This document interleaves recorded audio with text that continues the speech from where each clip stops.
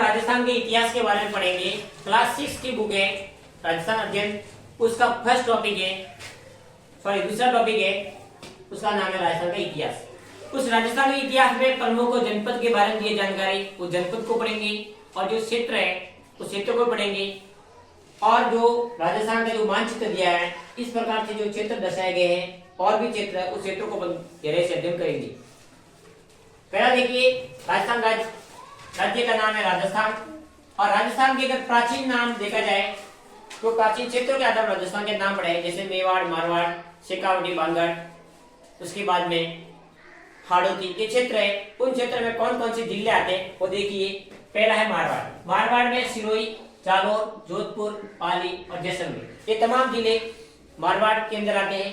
उसके बाद मेवाड़, उदयपुर, राजसमंद, भीलवाड़ा, चित्तौड़, ये मेवाड़ के अंदर आते हैं। उसके बाद शेखावटी, शेखावटी में सीकर, झुंझुनू, जयपुर, दौसा इसके अंदर आते हैं। हाड़ौती के अंदर कोटा, बारा, बूंदी और झालावाड़ आते हैं। उसके बाद बांगड़ के अंदर बांसवाड़ा, डूंगरपुर और प्रतापगढ़, ये क्षेत्र किसके अंदर आते हैं? ये मारवाड़, मेवाड़, शेखावटी, हाड़ौती और बांगड़, ये क्षेत्र में ये जिले आते हैं। इस प्रकार से समझाया गया है। और एक राजस्थान का मानचित्र है, उस राजस्थान के मानचित्र में कुछ मैंने प्राचीन जो जनपद है वो दर्शाए, जैसे जांगल प्रदेश, मुरुकांचल, मत्स्य, सूरसेन, ये प्रमुख जनपद महाभारत के समय ये जनपद थे उसको बताया गया है। और एक जो मध्य गुप्त कालीन है, गुप्त कालीन के समय कुछ क्षेत्र भी थे जैसे उदय, अर्जुनन, मालव, शिवी, ये प्रमुख ये गुप्त काल के समय ये क्षेत्र थे।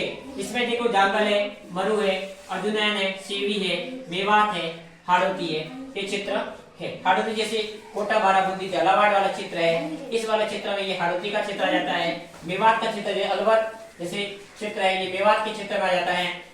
उसके बाद सीवी जो चित्तौड़गढ़ का क्षेत्र आ जाता है। उसके बाद जांगल जो कि बीकानेर वगैरह बीकानेर वाला क्षेत्र आ जाता है। उसके बाद मरु जैसे जैसलमेर वाला क्षेत्र आ जाता है। अर्जुन जैसे ये अलवर और धौलपुर वाला क्षेत्र आ जाता है।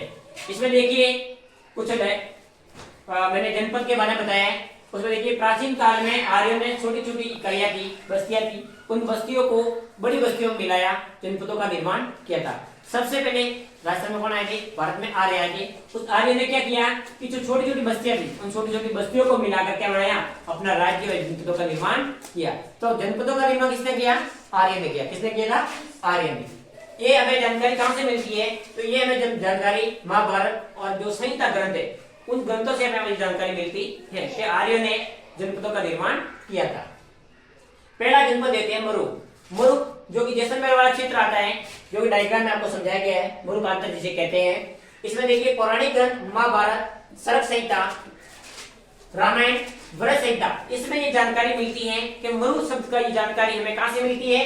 तो मरु शब्द की जानकारी हमें पौराणिक ग्रंथ है, रामायण है, महाभारत है, सरक संहिता है, व्रत संहिता है, इससे जानकारी मिलती है। मरु प्रदेश का वर्णन आता है। आर्यों का जो प्रारंभिक जनतंत्र था वो कौन सा था? मरु प्रदेश। कौन सा था? ये आर्यों का क्या था?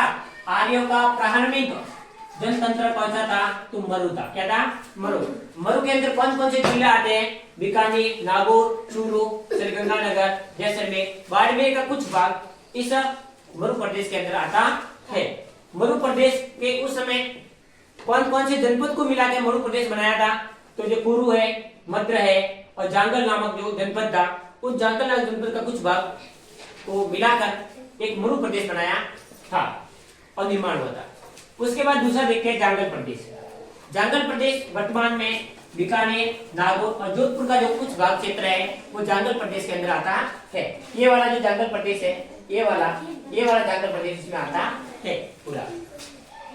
इसके बाद में जांगल प्रदेश की अगर राजधानी उस समय की पूछे तो कौन सी थी? अहिच्छत्रपुर। कौन सी थी? अहिच्छत्रपुर उस समय जांगल प्रदेश की राजधानी हुआ करती थी।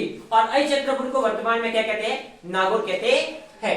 वर्तमान उसका नाम क्या है? नागौर। अभी वर्तमान जो नागौर जिला है प्राचीन काल में क्या था? ये अहिच्छत्रपुर था। क्या था? अहिच्छत्रपुर था जो कि जांगल प्रदेश की राजधानी हुआ करती थी। पौराणिक जो ग्रंथ है उस पौराणिक आख्यानों में हमें ये जानकारी मिलती है कि यादव वंश के, किसके वंश के? यादव वंश के जो बलराम और श्री कृष्ण द्वारिका जाते समय इस क्षेत्र से होकर गुजरे थे। कौन से वंश के? यादव वंश के। यादव वंश के कौन से? बलराम और श्री भगवान श्री कृष्ण थे, वो द्वारिका जाते समय इसी क्षेत्र से होकर गुजरे थे, जंगल प्रदेश से होकर गुजरे थे। उसके बाद दूसरा मत्स्य प्रदेश। तीसरा कौन सा प्रदेश? मत्स्य। मत्स्य में देखिए, मत्स्य प्रदेश का उल्लेख हमें ऋग्वेद में मिलता है, और वेद हमारे प्राचीन काल में 4 बताए गए: ऋग्वेद, अथर्ववेद, सामवेद और यजुर्वेद। जिसमें ऋग्वेद में हमें मत्स्य की जानकारी मिलती है, और मत्स्य जनपद की राजधानी कौन सी थी? विराटनगर। मत्स्य जनपद की राजधानी कौन सी थी? तो विराटनगर। और मत्स्य जनपद देखिए डायग्राम में कहां पर आया हुआ है? ये वाला जो क्षेत्र है ये मत्स्य जनपद है, जिसमें अलवर, धौलपुर, करौली वगैरह क्षेत्र ये मत्स्य जनपद के अंदर आता है। और मत्स्य जनपद की राजधानी विराटनगर है, उस विराटनगर को बैराट कहते हैं। और बैराट से हमारे भगवान बुद्ध के साक्ष्य मिले हैं। किससे मिले? भगवान बुद्ध के साक्ष्य मिले हैं वहां से। अलवर जयपुर के मध्य का क्षेत्र है।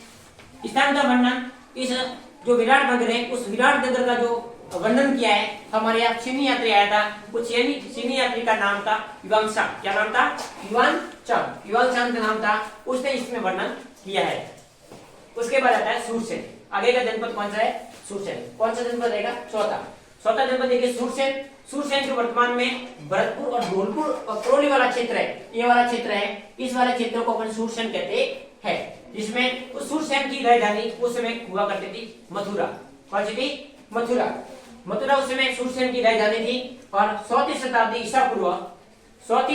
ईसा पूर्व यूनानी जो लेखक थे, यूनानी लेखकों ने सिकंदर के समय, यूनानी लेखक थे उस 4वीं शताब्दी ईसा पूर्व यूनानी लेखक थे सिकंदर के समय भी हमें सूरसेन का उल्लेख मिलता है।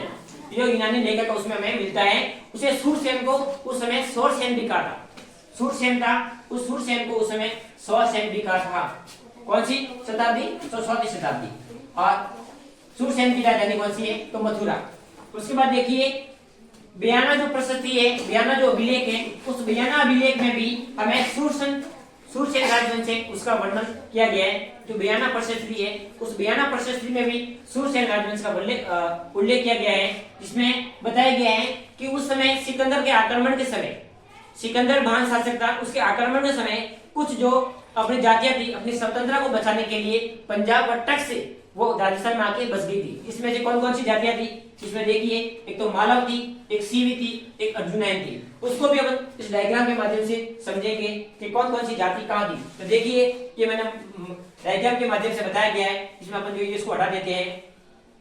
ये देखिए जो ये अर्जुनैन वाला क्षेत्र है, ये मालव वाला क्षेत्र है, और ये सीवी जो कि चित्तौड़ वाला क्षेत्र है, और इसको हम मिटा देते हैं। उसके बाद देखिए ये औदे वाला क्षेत्र है। ये कौन सा क्षेत्र है? तो ये वाला औदे क्षेत्र है। ये जातियां जो सिकंदर के आक्रमण समय पंजाब से और तट से राजस्थान में आके बस गई थी, तो उसको अपन पढ़ेंगे। उसके बाद जो सीवी है, सीवी जो क्षेत्र है, ये सीवी क्षेत्र उदयपुर के पूर्व व पश्चिम के क्षेत्र है। इसमें उत्तर का संभागीय क्षेत्र है। सीवी जाति का आधिपत्य स्थापित किया गया था। उस समय सीवी जनपद के नाम से भी जाना जाता था। सीवी जनपद की जो राजधानी हुआ करती थी उसका नाम था माध्यमिका। उसकी जो राजधानी थी उस राजधानी का नाम था माध्यमिका। क्या नाम था? माध्यमिका। और ये उदयपुर और चित्तौड़ के आसपास वाला क्षेत्र है, जो कि उदयपुर के आसपास क्षेत्र है। उसके बाद में उस भूभाग को अपन मेदपाट या मेवाड़ कहते हैं। उसके जो भूभाग है उस भूभाग को अपन मेदपाट या मेवाड़ भी कहते हैं। कौन से क्षेत्रों को कहते हैं? तो सीवी वाले क्षेत्रों को कहते हैं। इधर आ सीवी का, उसको प्रागवाड़ भी कहते हैं। उसे क्या कहते हैं? मेदपाट भी कहते हैं, उसे प्रागवाड़ भी कहते हैं। उसे क्या कहते हैं? प्रागवाड़ भी कहते हैं। तो ये तो अपने देखा सीवी का। किसका देखा अपने? सीवी का। सीवी का मतलब मेदपाट भी कहते हैं, प्रागवाड़ भी कहते हैं, मेवाड़ भी उसे कहते हैं। और उदयपुर के उत्तर पश्चिम में तथा चित्तौड़ वाला क्षेत्र ये आता है। उसके बाद देखेंगे अर्जुनैन वाला क्षेत्र है। ये अर्जुन वाला क्षेत्र है। अर्जुनैन क्षेत्र है। ये अर्जुनैन क्षेत्र है। ये अलवर और भरतपुर का प्रांत क्षेत्र है। ये कहाँ है? ये एक तो भरतपुर है और एक है अलवर। अलवर और भरतपुर वाला क्षेत्र है। अलवर व भरतपुर क्षेत्र है। उसके बाद में अपने ये विजय के लिए प्रसिद्ध थी। उसने काफी सारी विजय प्राप्त की थी, कि अपने विजय के लिए प्रसिद्ध था। उस समय अर्जुन ने मालवों के साथ मिलकर विदेशी जो अपने आक्रमण थे उनको परास्त किया था। जो मतलब ये कौन से, ये अर्जुनैन और मालव, ये दोनों जाति आपस में मिलकर जो विदेशी जो यहाँ आक्रमण करने आए थे उनको क्या किया था, परास्त किया था, उनको हराया था। ये काफी आक्रमण, मतलब ये काफी प्रसिद्ध थे, आक्रमण करते थे, माहिर थे आक्रमण में। तो उसके बाद देखिए मालव का शक्ति का केंद्र था वो जयपुर था। मालव की उनके शक्ति का केंद्र कौन सा था, वो जयपुर था। उस समय कौन सा क्षेत्र था, जयपुर। उस समय मालव के शक्ति का केंद्र हुआ करता था वो जयपुर था। और उस समय उनके जो वर्तमान क्षेत्र भी देखे मालव का, क्योंकि वर्तमान मालव का क्षेत्र देखे तो वो टोक है। अगर मालव जाति का वर्तमान क्षेत्र देखें तो वो कौन सा है, टोक जिला। कौन सा जिला है, टोक। लेकिन उनका केंद्र हुआ करता था, वो केंद्र कौन सा था, जयपुर। कौन सा केंद्र था, जयपुर उस समय। उसके बाद देखिए उसमें जैसे कौन सा क्षेत्र आता है, अजमेर है, टोक है, मेवाड़ का क्षेत्र है, ये आता है, ये तो अजमेर आता है। उसमें किसमें आता है, तो मेवाड़, सॉरी उसमें मालव में कौन कौन सा आता है, अजमेर आता है, उसके बाद में टोक आता है, और उसके बाद मेवाड़ का कुछ भाग आता है। ये किसमें आता है, ये मालव प्रदेश में आता है। किसमें आता है, मालव प्रदेश। मालव जो कि टोक जिले, मालव का अगर मुख्य केंद्र पूछे तो वो टोक है, और उनका सॉरी मालव कहाँ है, जो टोक में, और उसका जो प्रमुख केंद्र था वो था जयपुर। उसमें अजमेर है, टोक है, ये मेवाड़, ये क्षेत्र पूरा उसमें मालव क्षेत्र में आता है। उसके बाद देखिए कुछ और जानकारी है उसमें, टोक, प्रतापगढ़ और झालावाड़ क्षेत्र मालव प्रदेश के अंतर्गत आता है। मालवों की दिग्विजय का जो उल्लेख है, अगर मालवों के दिग्विजय का उल्लेख है, अगर उसका उल्लेख अपन पूछे तो युग अभिलेख है। कौन सा युग अभिलेख है, युग अभिलेख है।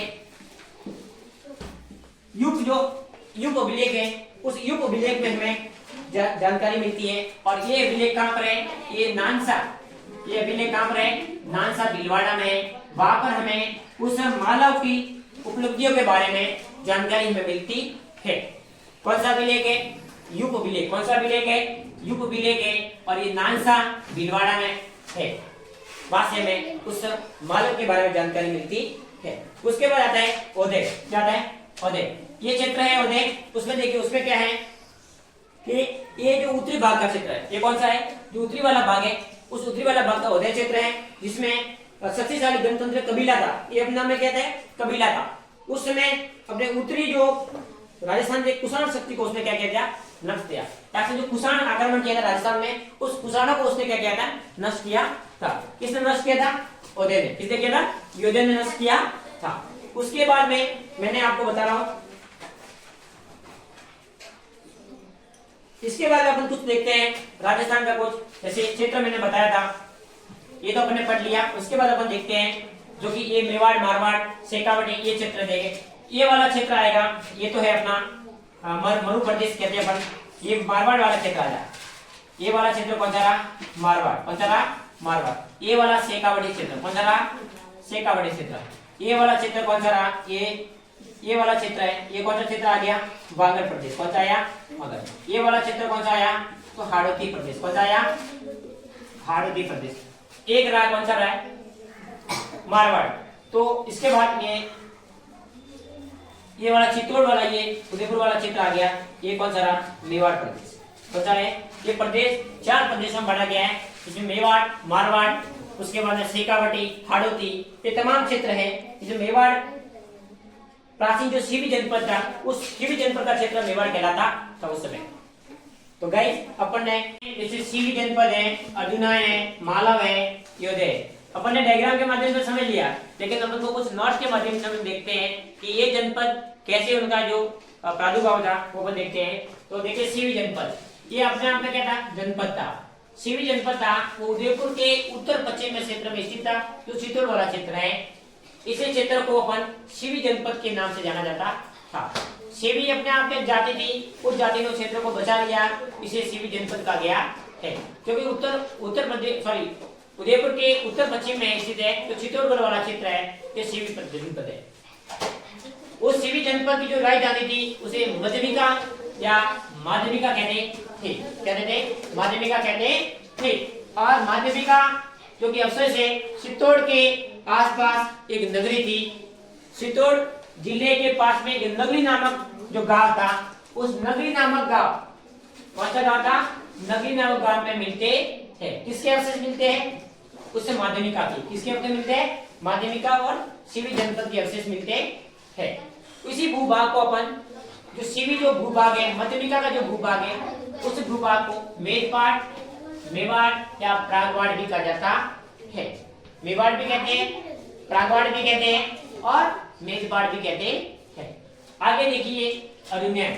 अर्जुन्यान ये भी जनपद है। वो जनपद देखिए, ये भरतपुर और अलवर प्रांत के क्षेत्र था, जो कि अर्जुनन अपनी विजय के लिए, युद्ध में विजय के लिए प्रसिद्ध था। कौन था? अर्जुनन। अर्जुनन एक जाति भी थी और जाति ने अपना क्षेत्र बता लिया, वो एक जनपद हो गया उसमें। उसने क्या किया था? मालव के साथ मिल था।